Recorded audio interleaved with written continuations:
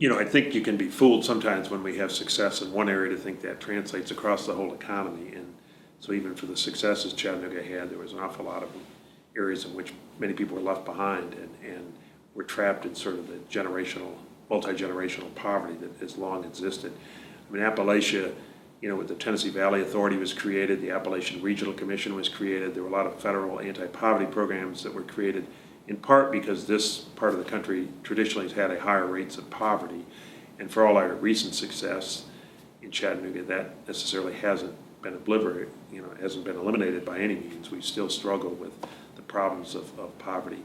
And I think as we've seen, less support by traditional institutions like families and churches and labor unions and small town America, and we've seen the rise of substitute gangs and the internet counterculture violence and sometimes the images that the media can portray that some people get attracted to.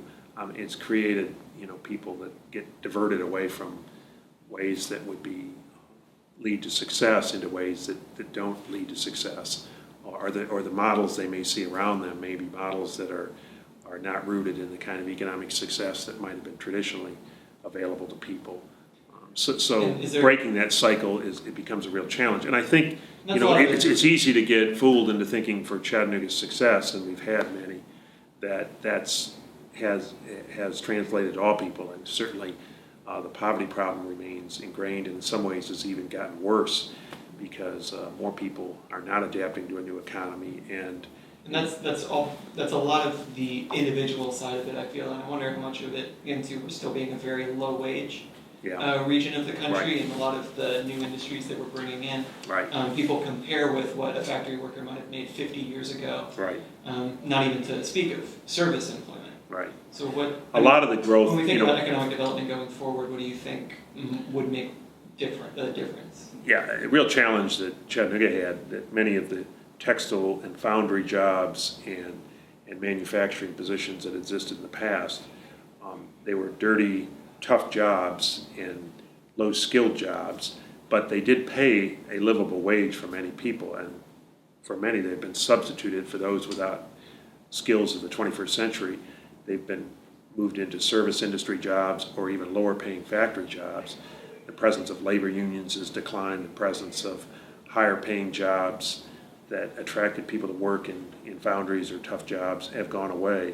So the average wage rate for many people is actually less than it once was. And Chattanooga's tripled its size of its tourism industry. We have a lot more restaurants and hotels. It's an attractive place to visit.